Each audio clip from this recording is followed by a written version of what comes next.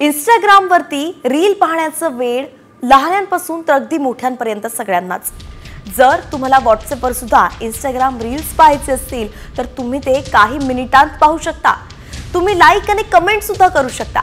Meta एआयच्या मदतीने एका क्लिकमध्ये तुम्ही आता कोणाचंही प्रोफाइल शोधून त्यांचे रील्स पाहू शकणार आहात।